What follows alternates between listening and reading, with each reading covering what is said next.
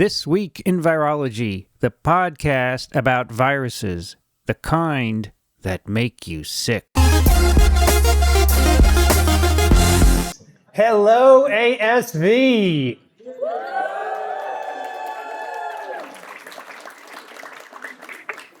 From ASV 2025 in Montreal, Canada, this is TWiV, This Week in Virology, episode 1237, 1,237 episodes of real science. No lies, no misinformation, no disinformation. Real science for you. I'm Vincent Racaniello, and you're listening to the podcast all about viruses. Today we are coming from ASV 2025. That's the American Society for Virology annual meeting in Montreal, Canada. And joining me today here in Montreal, Kathy Spindler. Hi, everybody. It's nice to be here. And I'll tell you a little bit about the weather. There was some serious weather for about an hour and a half Sunday afternoon that messed up a lot of people getting here, including these two guys, but they're here now. And then it's been as high as 90 Fahrenheit yesterday, which is 32 Celsius. But today, it's one of my favorite temperatures. It's 82 Fahrenheit, which is 28 Celsius. Makes it easy for you to remember the palindrome. 82 is 28. And then for your interest, 16 is 61. You've probably heard that before on TWiV, but there you have it. Are there any others? That's it. Well, 42 or 43-ish, minus 42 or minus 43-ish are about the same as each other. Oh, okay. Yeah. Our guest today is from the Rockefeller University in New York, Charlie Rice. Welcome. Great to be here. Thanks for having me.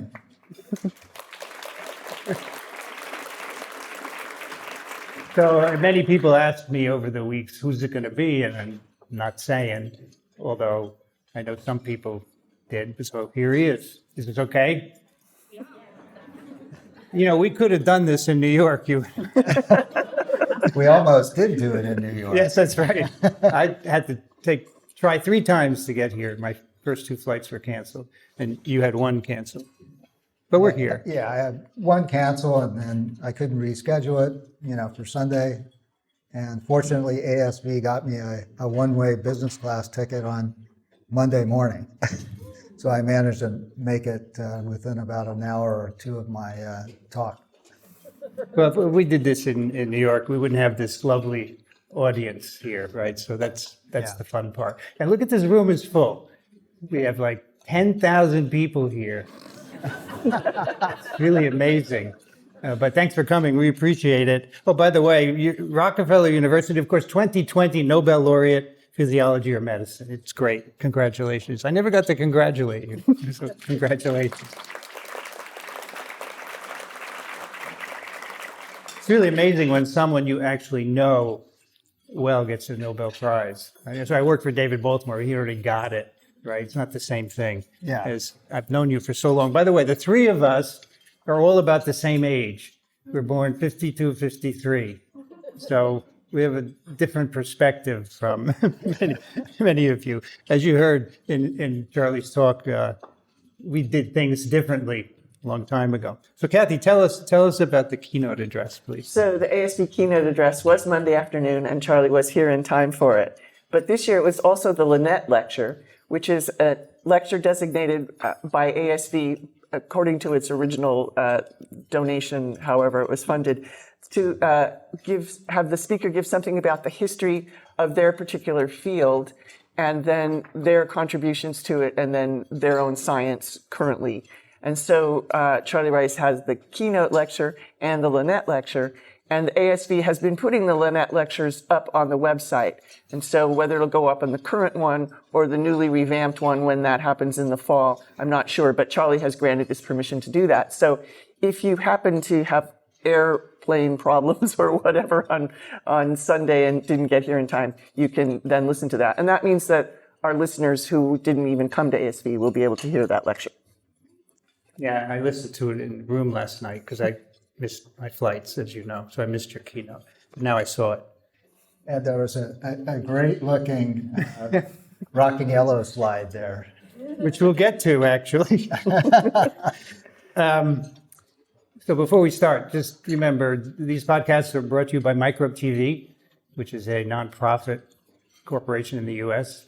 And we depend on your contributions to do the podcast. We don't do advertising. We just take your donations. And so far it's worked. That was always my plan, to not have distracting ads. So if you can, go to microbe.tv/contribute. Okay, Kathy, you're starting. Okay, so as a student in the 1970s, you wanted to be able to mutagenize viral RNA genomes. What were the ways that you could have done that then?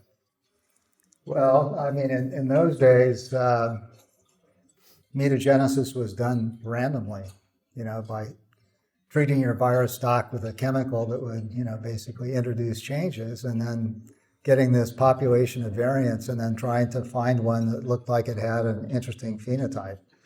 We had no control over, sort of what mutations we were inducing or what they were going to do in terms of the biology of the virus. So very limited and sort of frustrating capability, particularly as we began to know a little bit more about these viruses and the genome sequences and sort of predicted things that, viral proteins might be doing. You like to be able to perturb those in a directed way, and that just wasn't possible. So in your keynote, you talked about my work with David Baltimore making an infectious DNA copy of polio virus, right? Right. So I have a quote from you. Uh-oh. In your keynote, you said, my infectious polio clone work, quote, scooped everyone who was trying to do a more thoughtful job. Well, I don't know. What did you mean? Yeah. Well, I guess in those days, PBR 322 was the, sort of the plasmid of choice that, and, I think we all probably know and believe that, the virus, positive strand virus like polio, delivers its genome RNA to the cell, it gets translated and replicated and makes more virus. And the structure of that RNA that goes into the cell is pretty important. If it isn't full length, that's a problem. And I think, and of course Vincent may correct me, and I'll have to take back that comment that I made in the lecture, that this was just a full-length copy of a polio virus in PBR 322.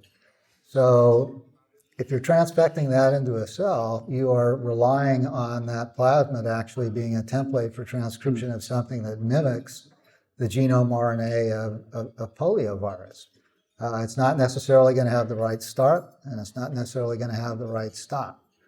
But, polio has a will to live as a virus. And even if that's a rare event, and it takes off and then gets into sort of a normal sort of replication cycle, then out pops the virus, which can spread. And so I think a lot of us were actually trying to come up with ways of generating an RNA that, exactly mimicked the genome RNA. And Vincent said, I think, let's just go for it and transfect it into cells and see what the hell happens. And wow, out pops polio.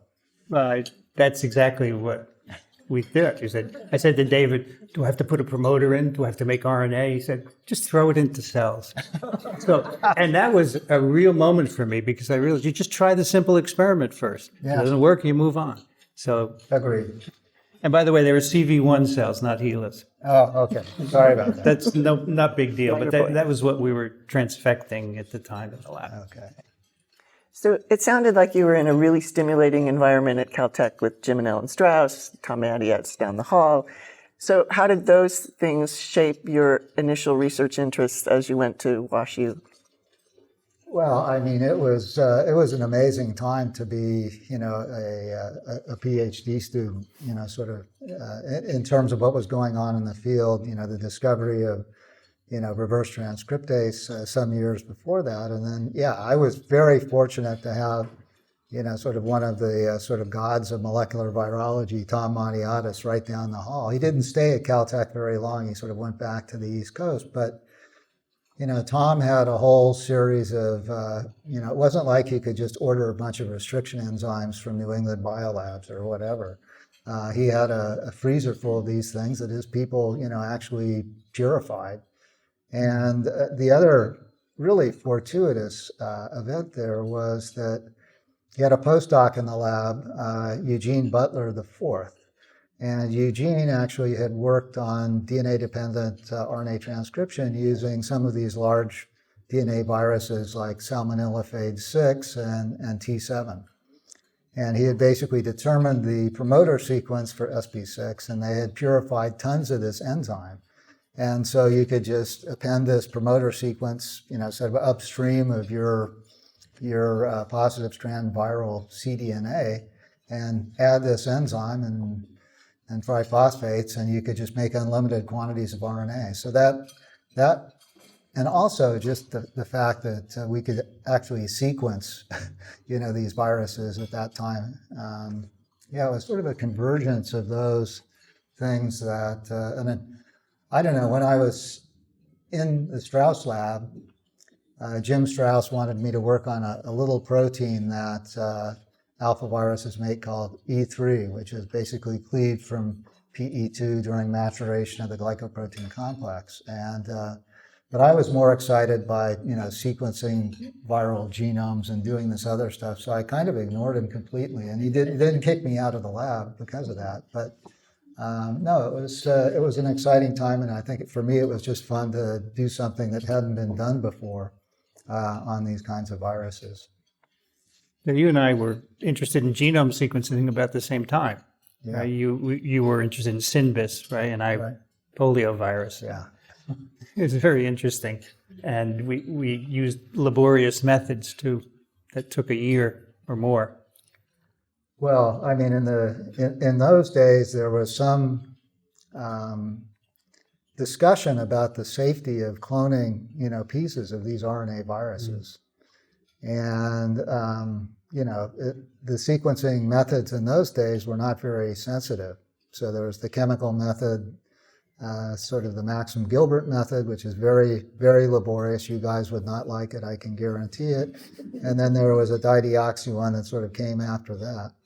But in the case of SynBis, we really couldn't actually sort of clone pieces of the virus and amplify the DNA.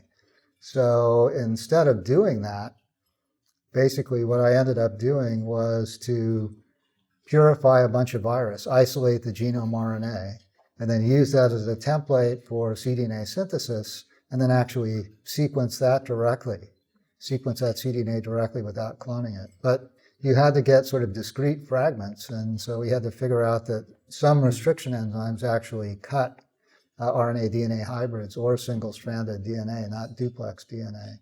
And then we could kinase those fragments, separate them, and sequence them by the wonderful Maxim Gilbert chemical sequencing method. Yeah, the chemicals we had to throw out because they were so toxic many years later. Right? That's right. So it's interesting. When I started as a postdoc, 79, the restrictions on cloning entire viral genomes had been lifted. So that's why we could immediately clone the polio genome.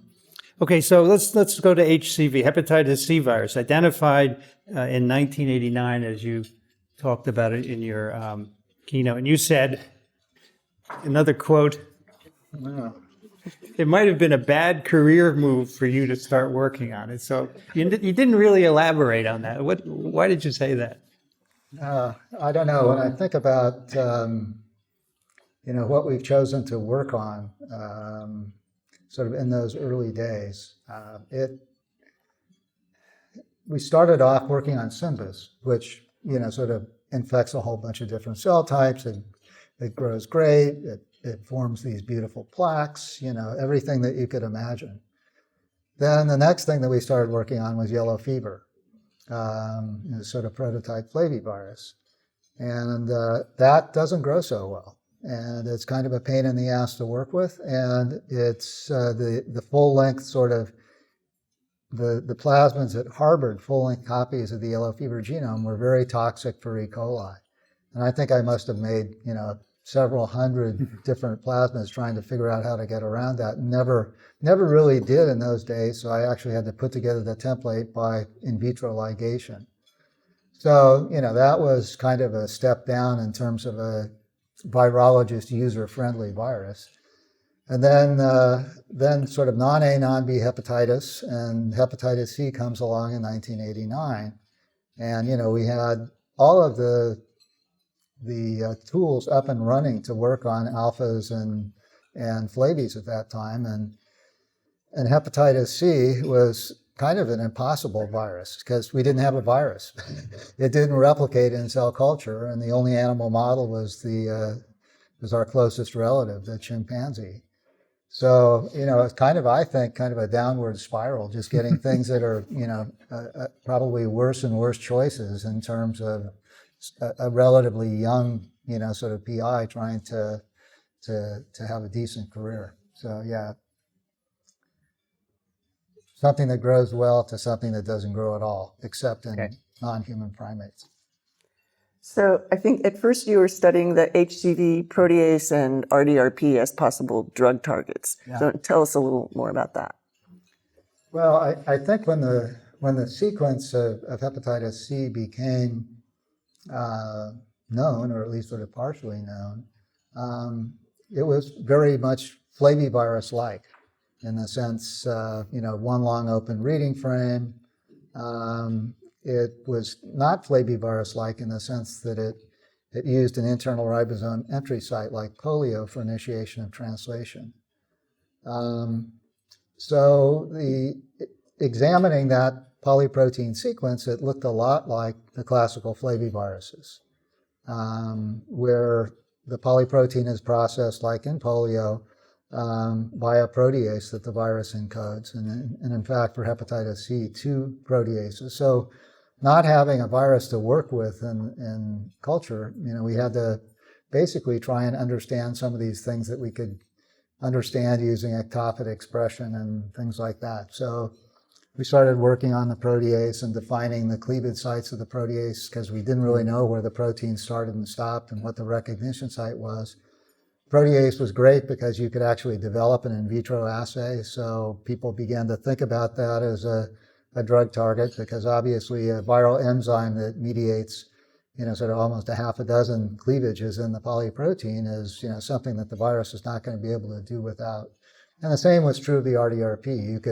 You could develop in vitro assays to measure that activity and study it. So those were something that we could do to survive, because obviously if your only goal is to try and get this virus to replicate in cell culture like we all take for granted with our favorite viruses, and that takes 15 years, it's not going to get your grant renewed. So anyway, that's why we started working on those functions. So you also said in your keynote that a call from Steve Feinstein changed your life. So how did that work? Well, I think that we did have a few neurons that were firing on things that were practical. So, we were continuing to work on SINBS and yellow fever, and really kind of thinking that, should we work on this, what turned out to be obviously a very important human pathogen, and that became clear very quickly. But, we really couldn't do any of the kinds of science that we'd struggled to be able to do with alphas and flavies.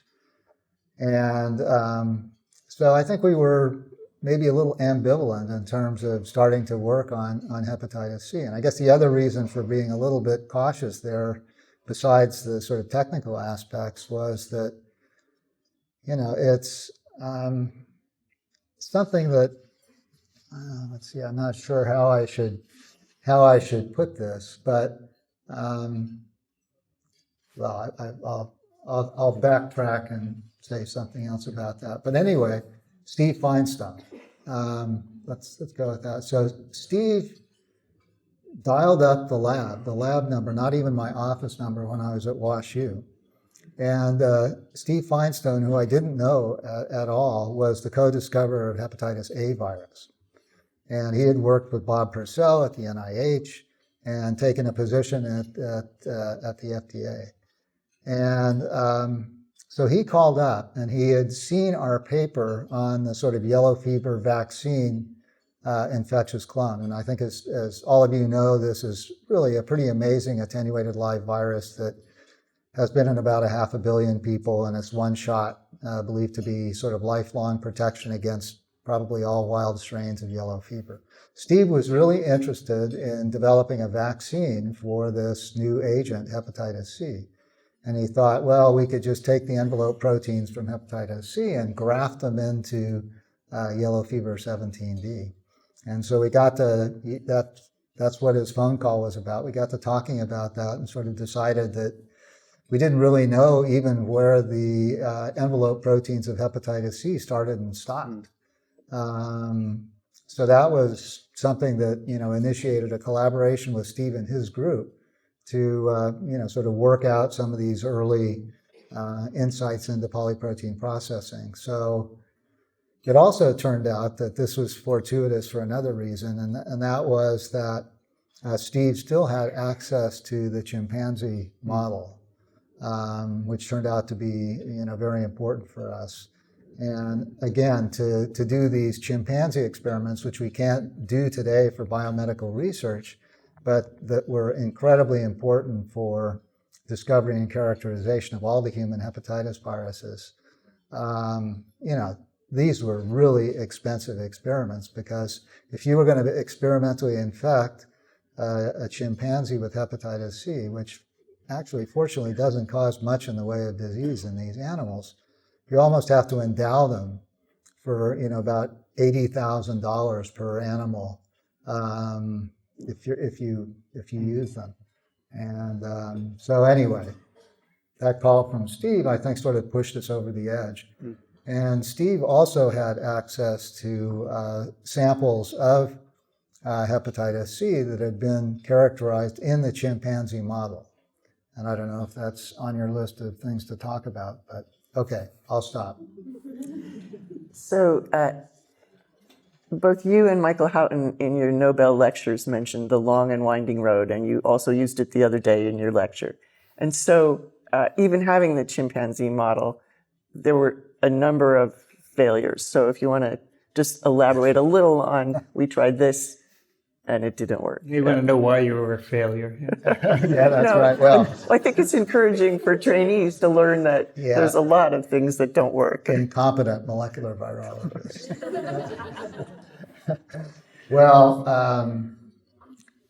so I mean, we started to, repeat what we, wanted to do in terms of establishing a genetic system to work with hepatitis C. And we began with a fairly unique sample at the time that Harvey Alter had produced. And this was from a patient, and this is in the days when I guess you could actually, if they agreed to, you could use the patient's name. So this patient was Mr. Hutchison, aka patient H, and he was a patient of Harvey Alter's who'd had a major cardiac event and gotten multiple transfusions and came down with acute, at the time, non-A, non-B hepatitis. This was in 1977. And that material, that sort of acute phase material, was also then titrated by diluting it, serially diluting it, and putting it in the chimpanzee. So we knew the specific infectivity of this was high, somewhere between 10 to 100 genome equivalents of this material would establish an infection in the chimpanzee. So, it's kind of a perfect starting material to think about making a full-length clone. So we put it together, and we actually did sort of sequence this prototype H strain clone, which was a genotype subtype 1A HCV. And so we put it together. I think we used sort of T7 at that point as our DNA-dependent polymerase, made a bunch of RNA, and then the question was, okay, how do you test that? We don't have a cell culture system, and the only animal model is a chimp. So it turned out that I guess in terms of the cell culture tries, we thought it's still worth doing, right? Because maybe it's a receptor thing, and if we're transfecting in the RNA and bypassing that, we might still see a signal. And you could sort of look for a signal above background by transfecting in your supposed, infectious RNA in parallel with something that kills the polymerase, so it shouldn't make it. Looking for a signal-to-noise ratio. Anyway, that failed miserably. And then we were sort of left with the chimp. And then the question is, injecting a 9.6 kb RNA into the liver of a chimpanzee, which is chock full of all these hydrolytic enzymes, just might not work. But Sue Emerson, who worked on hepatitis A virus, again working with Bob Parcell, actually had shown in marmosets that they could take hepatitis A in vitro transcribed RNA and deliver that intrahepatically, just injecting it into the liver of a marmoset and actually get, productive. Anyway, so with Steve's help, Steve Feinstein's help, we did that, and it failed. So, the next thing was, well, what's going on here? Should we give up? This was, some years into the effort. And we got there were all kinds of hepatitis C sequences that were coming out. There was the prototype sequence from Michael Houghton and his Chiron group, and they claimed that the virus ended in poly A. And then there were two subtype 1b isolates in Japan where they found poly U at the 3' end. And we knew from our work on yellow fever that at least yellow fever virus didn't terminate with a homopolymer track. It had this quite stable stem loop structure at the 3' end, which actually made it very difficult to clone. And so Sasha Kolokalev, who was an immigrant from Russia, really a fantastically talented sort of molecular biologist, sort of tackled trying to take a new look at the 3' end of the hepatitis C genome. And in parallel with Kunitata Shimotono, who was working on this in Japan and Kyoto at the time, we both found this sequence of about 100 bases at the 3' end that had been missed. So it was like, oh, well, this virus, and a very highly conserved, probably the most highly conserved RNA element in the viral genome. Obviously, if you don't have that, you're probably missing the promoter for minus strand synthesis, or at least part of it. And so we modified our patient 8 strain clone and put it on there and went through the usual drill of cell culture transfection and chimp transduction and failed miserably. And I won't go through the trials and tribulations of what happened next, but we ended up deciding that really sort of the only thing that we could easily address was to, try and make sure that the sequence of our clone was correct. And in those days, it wasn't that easy to sequence, but what we decided to do was to construct a consensus sequence for this patient. So really sort of determine what's the most common nucleotide at every single position in the HCV genome, and then actually assemble a clone with that consensus sequence, which might not actually exist in nature. So it's still a potentially risky approach, and that worked. We sent off the RNA transcripts to Steve, and he inoculated 2 chimpanzees, and we got basically infection very, very close to what you would see with just a human isolate that had been transmitted into chimps. So I think at that point, and this was also being found by other groups with other isolates around the world, that we could make unlimited quantities of an RNA that is in vivo tested in animals, which is that's about as good as you can do, and that we should be able to take that and screen a bunch of conditions, cell types and cultures and so on, and find something that would work. And that failed miserably as well. So the next breakthrough came not from our lab, but from Ralph Bartenschlager's lab in the University of Mainz. And they had a different subtype that they were making. And I think we were at that point sort of approaching the point where this is many years, more than 10 years sort of after the discovery of the virus, and we still didn't have a cell culture system. And so I think we were getting close to the edge, in terms of, well, maybe, we should do something else.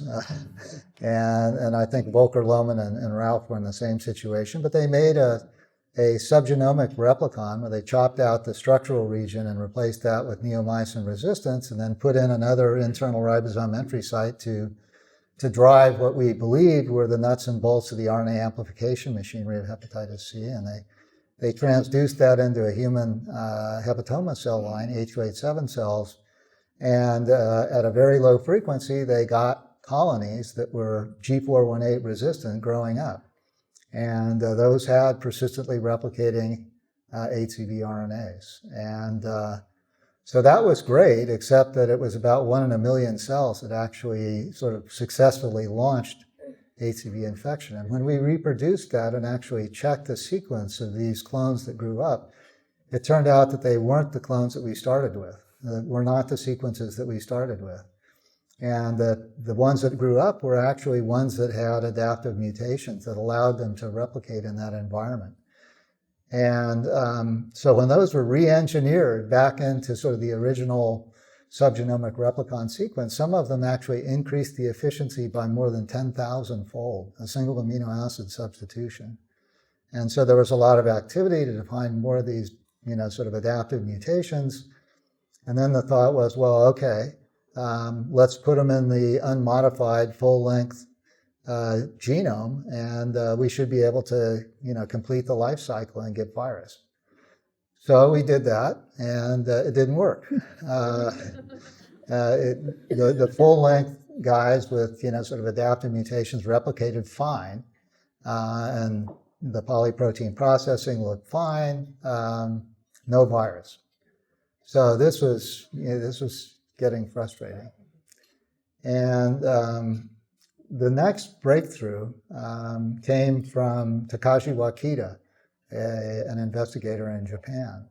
And Takashi was sort of focusing on very rare cases of fulminant hepatitis. Usually hepatitis C infection is a benign, almost subclinical acute infection. And he had this patient, Japanese fulminant hepatitis patient 1, JFH1, that he and others, us included, got excited about, because when a subgenomic replicon was fashioned out of the JFH1 sequence, it could actually initiate replication very efficiently in these hepatoma cells with no adaptive mutations. We were thinking, well, maybe these mutations that promote, persistent replication and adaptation of this environment are somehow bad news, for later steps in assembly and release of virus. So that turned out to be the case. And sort of JFH1 or chimeras sort of incorporating the JFH1 replication machinery actually worked, produced virus. It was infectious in chimps. You could take the material from chimps and put it back in culture. That was also true in humanized mice. So that was 2005, so 15 years sort of after the initial sort of discovery of this virus. So anyway, it took a while. You should have worked on polio.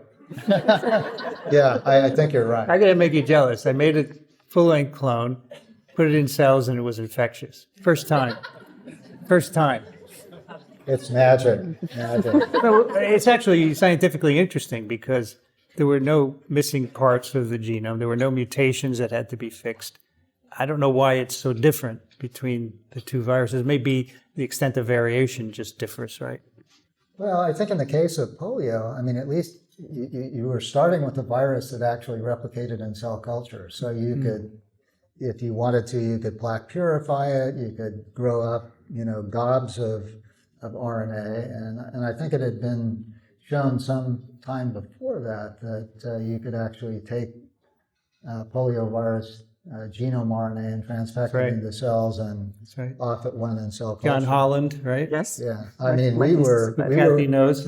we were beginning to wonder if this was, sort of really kind of a classic, positive strand RNA virus, or whether or not there was something that was different, that, just a simple genome RNA could not initiate replication.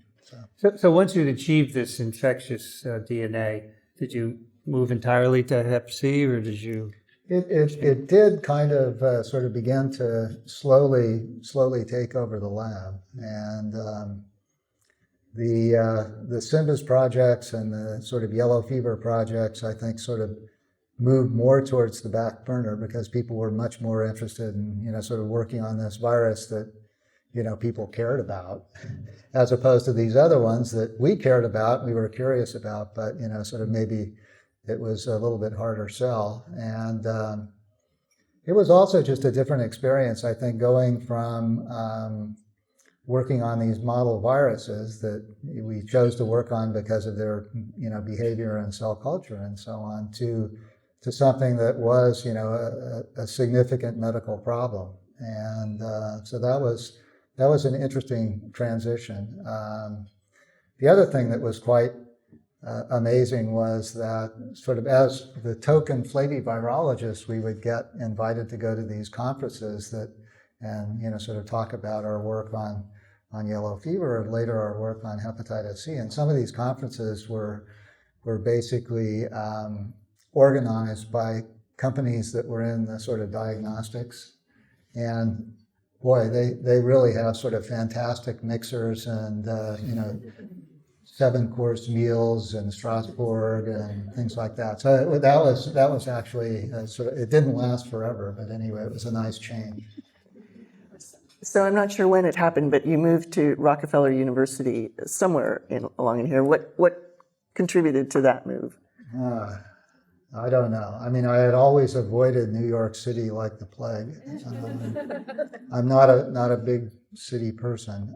It actually, and I was perfectly happy at Washington University. I mean, it was a different environment because it's a big academic medical center and sort of different than the biology division at Caltech or whatever. It's like a big biology department. But I got a call from Steve Goff, who some of you may know. Steve is really a sort of fantastic virologist who worked largely on retroviruses and reverse transcriptase, and then switched to really trying to understand more about the host factors that viruses use in order to replicate, and sort of pioneered the use of the 2 hybrid system to sort of identify critical host protein, viral protein interactions. Anyway, kind of one of the real fantastic virologists. And he called up and sort of asked me if I would come to New York because there was a group that was interested in establishing a center for the study of hepatitis C. And they were, sort of inviting people that worked in this area to come and advise them on, sort of how to do this. So I went to New York, and, there was this room full of people that included Steve, and sort of talked about, sort of what we knew about hepatitis C at that point. This was around 1999, I guess. I went back to St. Louis, and then I got a call, and they sort of wanted to discuss this more, and they offered me this position, which I said, no, I'm not interested. And but these were very sort of persuasive people, and sort of eventually we decided to go to Rockefeller. It was not an easy decision because my spouse, Peggy McDonald, had just gotten a faculty position at WashU. She's a pediatric infectious disease MD PhD, so that meant sort of pulling up roots and going. Our 2 adopted dogs were not all that keen on living in New York City. Anyway, we sort of went, and I think the other thing that was a factor was the Rockefeller campus.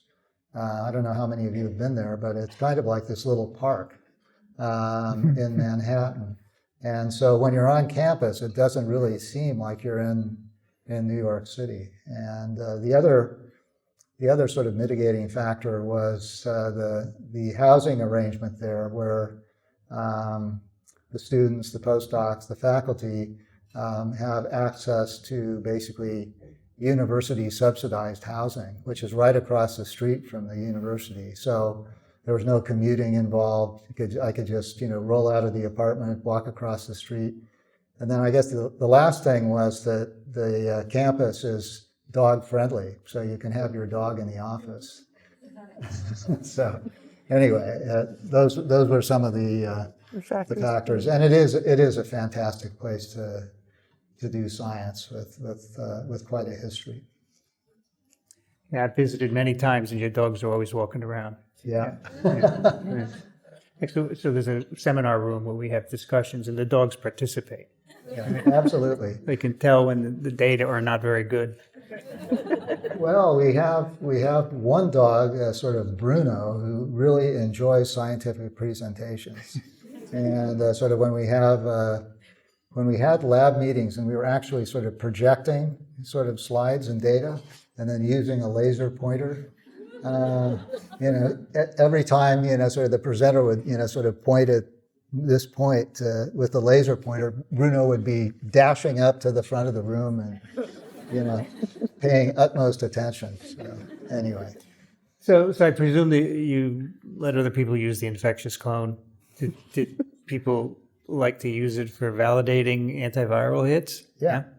Well, I mean, that was actually done in a couple of ways. I think that certainly the replicon system, which was a little bit easier to work with than virus, sort of became the sort of workhorse for drug discovery. I mean, even in the days before the replicon, where we had the chimp infectious clone, we went ahead and kind of did the obvious. We made variants where we would be, basically killing the active site of the protease or the polymerase and putting those transcripts into the chimp and showing that we didn't get, sort of hepatitis C out. So they were essential, but obviously that's not very good for doing mechanistic work.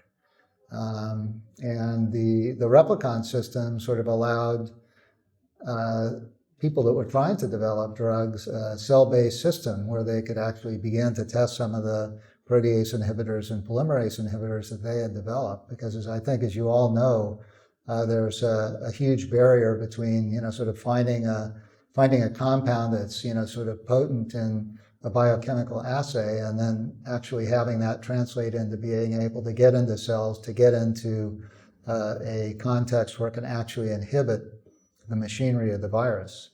And the other thing that the cell-based systems allowed was to do unbiased screens with compound libraries. And that identified some molecules that inhibited one of the non-structural proteins, NS5A, of hepatitis C. And these small molecules and their successors ended up being some of the most potent antiviral drugs that have ever been discovered. So, both sort of a classic sort of screening approach, as well as one that was more directed at obvious targets of the virus are what contributed to the success.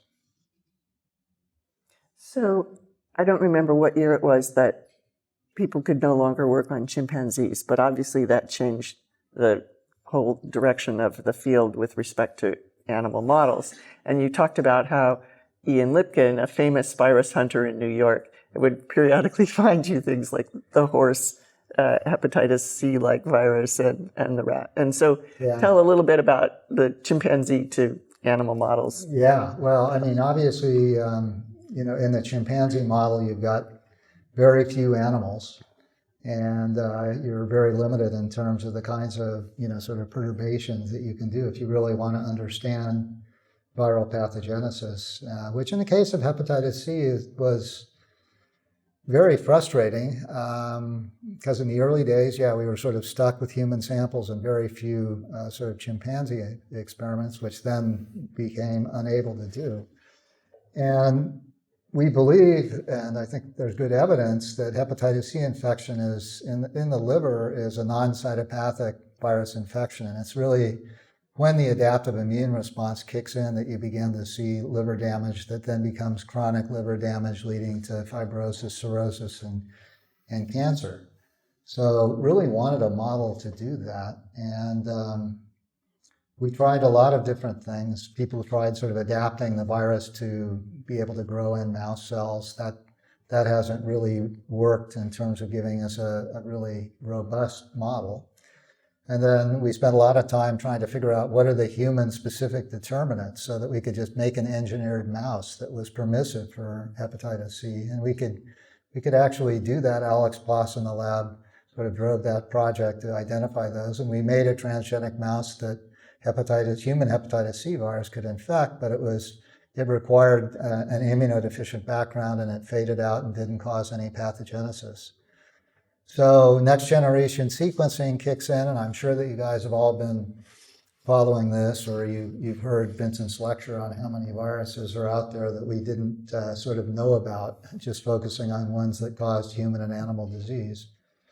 And I've known Ian Lipkin for a long time, and he's always been interested in obscure viruses. But he had kind of a virus discovery effort going, and every once in a while he would call me up and say, hey, I found a hepatitis C related virus. Do you want to work on it?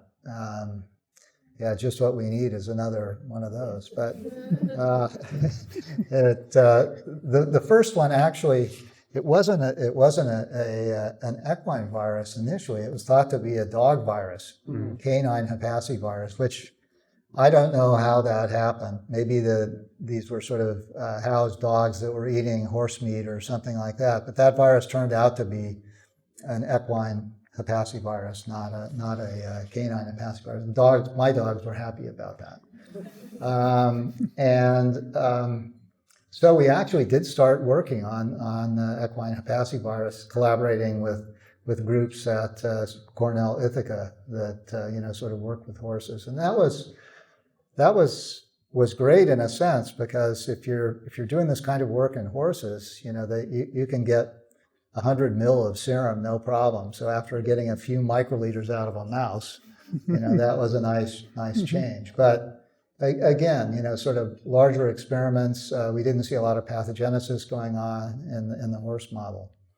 So the next one that Ian called up about was a deer mouse, and finding a deer mouse virus.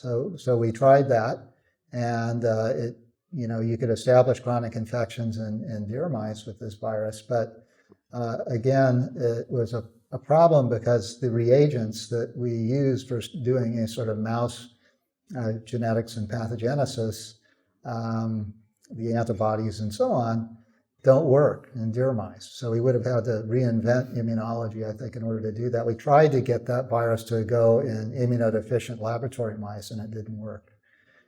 And then the winner was, basically when Ian teamed up with the pest control groups in New York City and trapped a bunch of these Norway rats that I showed a movie on Monday, and found 2 lineages of rodent hepativirus. And the great thing was that, this was in a rodent, and Norway rats aren't that different from laboratory mice. So Ava Bellerbrook in the lab could actually show that this virus could infect laboratory mice, and that we could establish a chronic infection in these animals if we transiently depleted CD4 cells before infecting them with the Norway rat hepativirus. So, that was, and will be, I hope, a very sort of powerful model for understanding more about the pathogenesis of this, which I think is really interesting, because these viruses are pretty much exclusively hepatotropic viruses for reasons that we don't completely understand, but it's pretty clear that the virus doesn't want to replicate in other cell types than hepatocytes in the liver, and that may have to do with its amazing ability to establish these chronic infections in most people that are infected. Okay, you should have worked on polio. He clones the receptor, puts it in a mouse, and it's got good to get perfect polio. model for Exactly. poliomyelitis. I know, rub it in. Okay, so you talked about Hep C antivirals. They really work well. Can we eliminate hepatitis C, the disease, with antivirals? Well, this is a topic of some discussion. I think theoretically, probably could. But it's difficult, even when you have a treatment that's as effective as this one, to just identify everybody that's infected, sort of get them through a course of treatment and resolve the virus. So, some countries and communities have been better at doing this than others. And I showed one slide on Monday that, we've only succeeded in getting rid of about, sort of 10% of the chronic infections sort of worldwide. So still a long ways to go. In the US, we're also fighting acute infections that become chronic in people who inject drugs. Yeah, I think it is a bit of a problem, but I think we actually do have the tools if we had sort of the money and the sort of public health mechanisms necessary to, sort of really get the job done.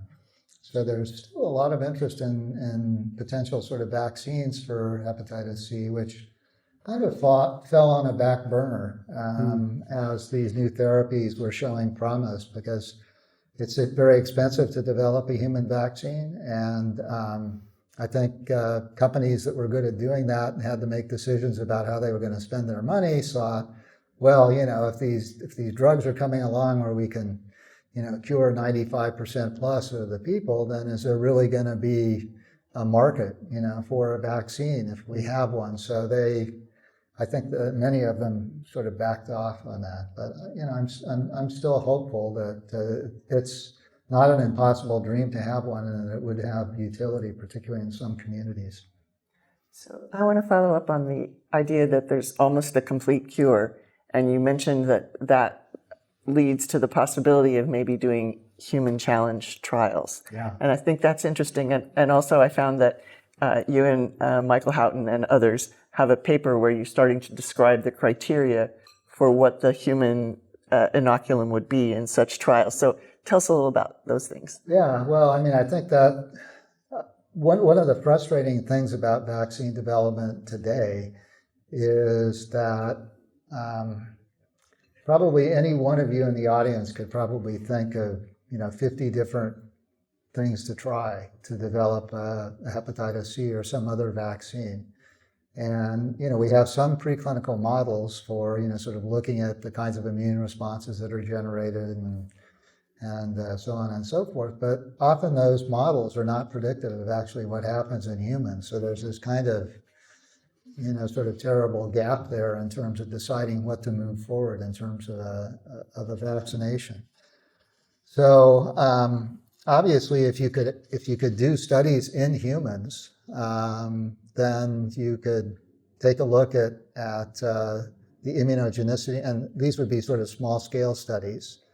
You could look at the immunogenicity of vaccines and actually challenge them with virus and see if they're protected, or at least protected against chronic infection. Because I think that's really the goal of hepatitis C vaccinations, that we don't need necessarily sterilizing immunity. We want people to be able to sort of resolve an acute virus infection, because those people are not at risk of developing sort of later liver disease that's associated with chronic hepatitis C. So there are a lot of things to consider when you're sort of talking about, and we're trying to take, I think, a unbiased look at the sort of pros and cons of moving forward on this. There certainly are individuals that are interested in volunteering for these kinds of studies, but they have to be done with really sort of great safety, and but I think the ability to sort of learn more about the immune response against sort of hepatitis C and actually pre-test sort of more vaccine candidates than we could if we took a more traditional route could get us to the finish line. I don't know if that's enough detail for Sure. what you were after, but yeah. Mm-hmm. All right, we have 6 minutes left. We have a couple of quick questions. So where did Hep C come from? It hasn't been in humans for that long. Do we have any sense? We don't know. We don't know where it came from. obviously, sort of chimpanzees or some other sort of non-human primate would be a good guess, but nothing that's really all that similar to hepatitis C is. There have been isolates in gibbons and also in bats, but we don't know. So that's maybe somebody will figure it out. Somebody here will. Somebody here, yeah. These are the virologists. Yeah. That's right, the future. So I want to bring us around to this ASV meeting in the American Society for Virology and point out that Charlie was a counselor on the ASV Council as the Animal Virus Counselor, and he served on the Finance Committee. He's been a symposium speaker in the past as well as on Monday, and he was president of the ASV from 2002 to 2003. So this is going to sound a little like an exam. Compare and contrast ASV then and now. Wow, okay, I didn't get advance notice on this question. There are a couple of different aspects to this. I think sort of when I was coming to this meeting sort of in the sort of 90s, it was much, much smaller than it is now. This is huge. I think it was a little bit more mom and pop organization too. This is, I guess Conference Solutions has done and the other folks involved in organizing this meeting have done a fantastic job. The food is better now than it was in the sort of old days. I think there are fewer drink tickets than we had in the old days. Probably a good idea. There were a few sort of wild times, I think, in Montana and a few other meetings. I mean, I think the diversity of what's being presented here, I mean, I haven't been to an ASV meeting in some years, and sort of being more focused for all this time on hepatitis C, and we had kind of our own meeting. But I mean, one of the things that I've really enjoyed about this meeting is the incredible diversity. And I think, sort of 20, 30 years ago, you'd sort of run around to the workshops and sort of try and take in a number of these talks. Now, some of them were actually, maybe that was a different time, but some of them were actually terrible. But I did not attend a bad talk at this meeting. I mean, I think the talks by the sort of trainees, whether they be PhD students or postdocs or whatever, have really been top notch. So I'm very much sort of heartened by the sort of virology expertise and what's been presented at this meeting. So I think it's great. But there have been a few changes. I don't know if I've captured any of the sort of key ones, but yeah. And I think that was even before TWiV. Yeah, it was. We did the first TWiV at 2010 in Bozeman. Oh. And every year since. It's cool. Yeah, that might have been the meeting that led to the decline in drink tickets. Maybe. Speaking of decline, I'd like some comments on the destruction of science and public health in the U.S. and if we can recover. Well, this is something where I've come to the point of being hesitant when, I mean, one thing about New York is that you can get things just sort of delivered to your door. And we get the New York Times and it's, you sort of open the door, you get up in the morning and that thing is sitting out there. And you sort of have to decide if you're going to sort of turn it over and sneak it in and not look at it. It is a difficult time. I have really sort of enjoyed taking a week off of, sort of reading this stuff and just being able to focus on listening to all the sort of great sort of science that's being presented here. But I am, sort of very much worried by, sort of what is happening in the United States and the impact that that's having on science and virology and infectious disease in the United States, as well as around the world. I don't think many people appreciated what the contribution of the American taxpayers and the government was to sort of the efforts that have really given rise to an amazing array of successes, over the last years. And that quote from Lewis Thomas that I had, so talking about the first 40 years, which really represents pretty much the first 40 years of and the development of the National Institutes of Health. Really incredibly important, and that's in danger now. So I think one of the things that I think we're all concerned about this, and we want to know, sort of how can we head this off? I mean, we're spending a lot of time, writing letters to congressmen and all that sort of stuff. But what we really need to do is to convince the public of the value of science. And I'm not sure how to do that because, as scientists, we need to make every effort to do that.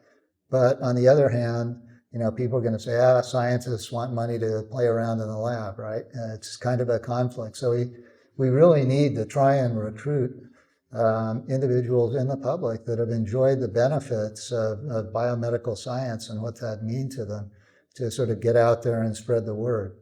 And so if you know people that, sort of fall into that category, really try and get them mobilized as to the importance of trying to sort of head off this, potential disaster that we're facing, because it is I think, a fairly fragile environment that begins with, curiosity-driven academic science, and then sort of recognizing that it may have sort of impact for translation and improving human health.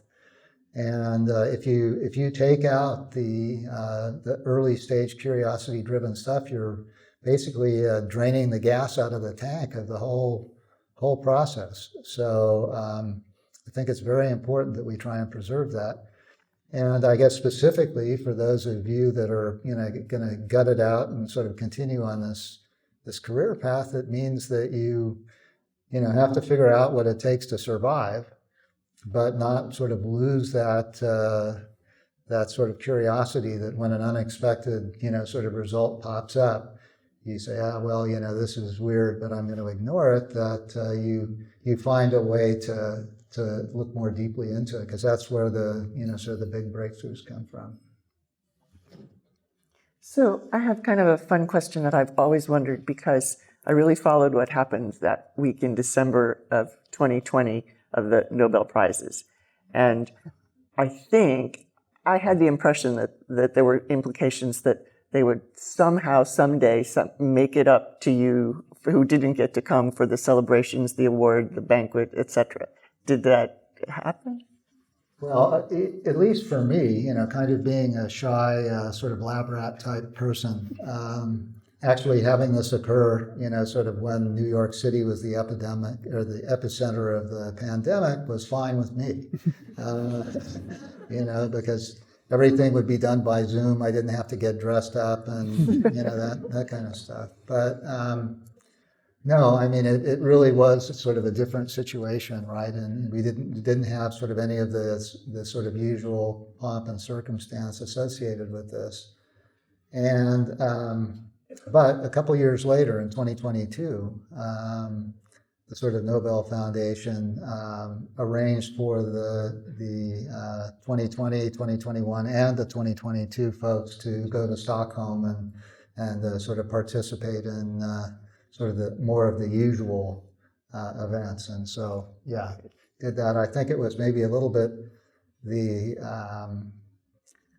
the Swedes really probably had a pretty tough time with this many sort of laureates and, sort of all these cars that they had to keep track of. And since many of these involve scientists that are well known for not really being very well organized about things other than science, we were assigned these attaches that, basically made sure that we were at the event we were supposed to be at with, sort of either the sort of the business casual or the fancier stuff, which is almost impossible to put on by yourself for other events. So, Charlie, if you hadn't been a scientist, what would you have done with your life?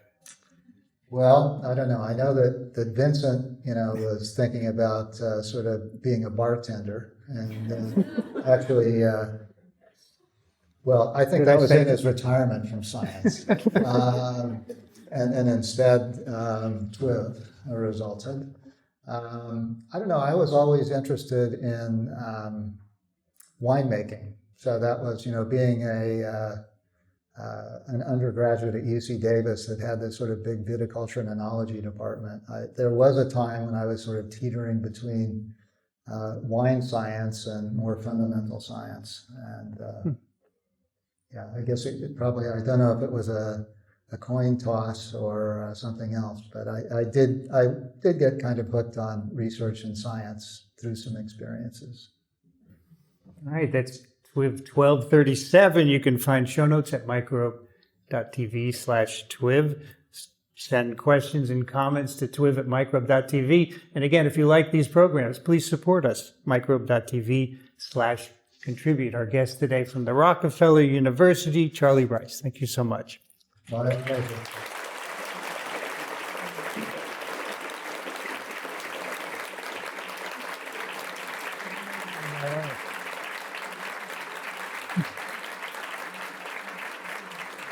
Kathy Spindler is Professor Emerita at the University of Michigan in Ann Arbor. Thank you, Kathy.